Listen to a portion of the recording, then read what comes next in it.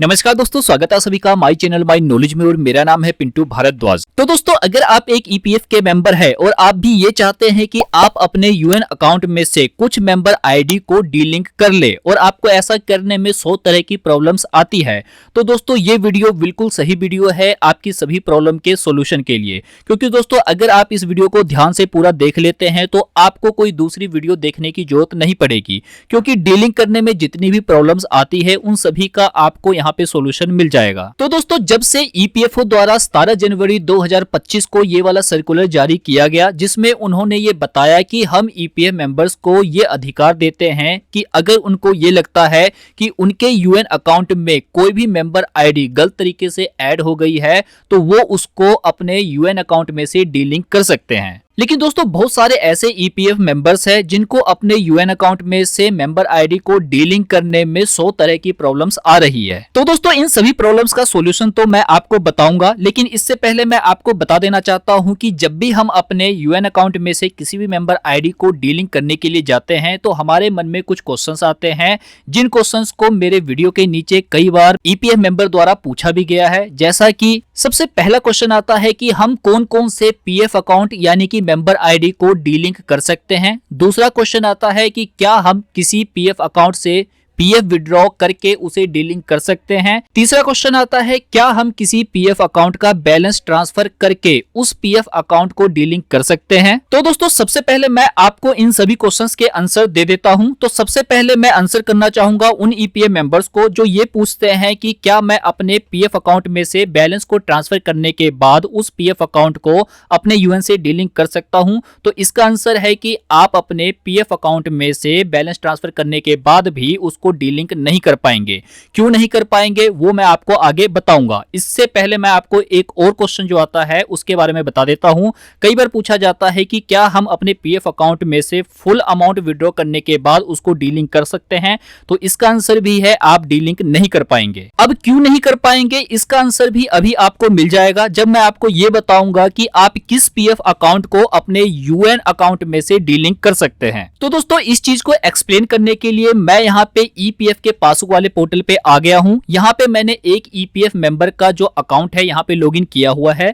अगर आप यहाँ पे देखेंगे तो यहाँ पे इस पीएफ मेंबर के जो टोटल पीएफ अकाउंट है वो यहाँ पे 2 शो कर रहे हैं, जिसमें से अगर आप देखेंगे तो पहले वाले में इनका कुछ अमाउंट शो कर रहा है, लेकिन सेकंड वाले में इनका जो अमाउंट है वो 0 शो कर रहा है। तो दोस्तों, यहाँ पे बहुत सारे ईपीएफ मेंबर्स को ये लगता है कि जिस भी पीएफ अकाउंट में अमाउंट 0 शो कर रहा है उनको वो अपने यूएन अकाउंट में से डीलिंक कर सकते हैं। लेकिन दोस्तों, ऐसा नहीं है, क्योंकि अगर आप अपने पीएफ अकाउंट से अपना जो पीएफ का अमाउंट है वो विड्रॉ कर लेते हैं तब भी आपके पीएफ अकाउंट में अमाउंट 0 ही शो करता है, और अगर आप उस पीएफ अकाउंट से बैलेंस ट्रांसफर कर लेते हैं तब भी यहाँ पे 0 ही शो करता है।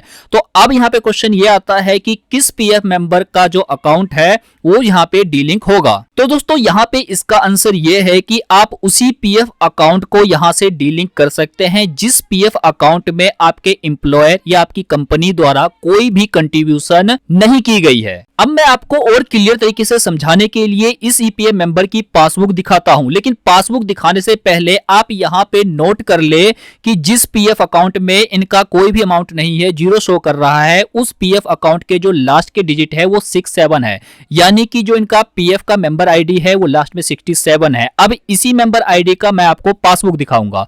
पासबुक दिखाने के लिए मैं यहाँ पे पासबुक वाले टैब पे आ जाता हूं। तो ये देखिए दोस्तों, मैं यहाँ पे पासबुक वाले टैब पे आ गया हूं। अगर आप देखेंगे तो यहाँ पे वही मेंबर आईडी मैंने सिलेक्ट की हुई है जिसके लास्ट में 67 है।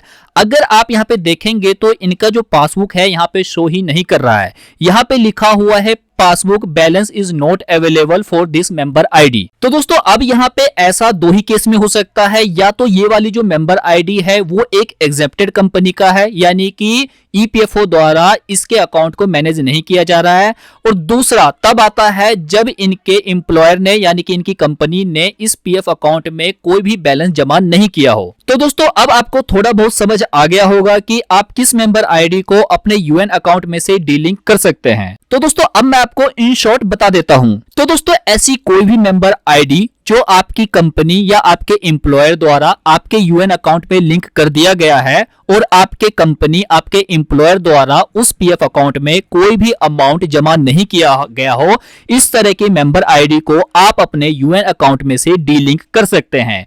इसके अलावा अगर कोई भी मेंबर आईडी है जिसमें आपके एम्प्लॉयर या आपकी कंपनी द्वारा कोई भी कंट्रीब्यूशन की गई है, यानी कि कोई भी अमाउंट ईसीआर फाइल करके आपके पीएफ अकाउंट में अगर जमा कर दी गई है, तो आप इस तरह की मेंबर आईडी को अपने यूएन अकाउंट से डीलिंक नहीं कर पाएंगे। और दोस्तों यहाँ पे मैं आपको एक चीज क्लियर कर देना चाहता हूं कि जिस मेंबर आईडी का अभी आप पासबुक देख रहे हैं, ये मेंबर आईडी एक्सेप्टेड कंपनी का नहीं है, यानी कि ये एक अनएक्सेप्टेड कंपनी की मेंबर आईडी है जिसको ईपीएफओ द्वारा ही मैनेज किया जा रहा है। लेकिन इसका जो पासबुक है यहाँ पे शो नहीं कर रहा है। तो अगर आपके पास भी ऐसी कोई मेंबर आईडी है तो आप उस मेंबर आईडी को यूएन से डीलिंक कर सकते हैं। और दोस्तों इसकी जानकारी ईपीएफओ ने भी अपने सर्कुलर में दिया हुआ है। यहाँ पे क्लियर लिखा हुआ है कि अगर कोई भी ईसीआर उसके एम्प्लॉयर द्वारा उस मेंबर आईडी के अगेंस्ट फाइल की जाती है तो आपको एरर जरूर देखने को मिलेगा, आप उसको डीलिंक नहीं कर पाएंगे। और दोस्तों इस सर्कुलर के ऊपर मैंने ऑलरेडी एक डिटेल वीडियो बनाई हुई है, अगर आपने उस वीडियो को नहीं देखा है तो नीचे डिस्क्रिप्शन में उसका लिंक है, आप उस वीडियो को देख सकते हैं, जिसमें डिटेल में मैंने सारा कुछ बताया है। और आज की इस वीडियो में मैंने आपको प्रैक्टिकली करके दिखाया है और प्रैक्टिकली बताया है कि इस सर्कुलर में क्या मेंशन किया गया है। तो दोस्तों उम्मीद करता हूं कि अब आपके मन में मेंबर आईडी को डीलिंक करने से रिलेटेड कोई भी क्वेश्चन या कोई भी डाउट नहीं होगा। तो दोस्तों इस वीडियो में इतना ही था, और अगर आपको वीडियो अच्छी लगी तो प्लीज इस वीडियो को लाइक करिए, अपने फ्रेंड के साथ शेयर करिए और इस वीडियो में कमेंट जरूर करिए ताकि हमें मोटिवेशन मिल सके और भी वीडियोस बनाने के लिए। और अभी तक आपने मेरे चैनल को सब्सक्राइब नहीं किया है तो आप मेरे चैनल को सब्सक्राइब भी कर ले और ऑल नोटिफिकेशन को भी जरूर ऑन कर ले ताकि इसी तरह की लेटेस्ट और यूजफुल वीडियोस की नोटिफिकेशन सबसे पहले आप तक पहुंच सके। धन्यवाद दोस्तों, जय हिंद।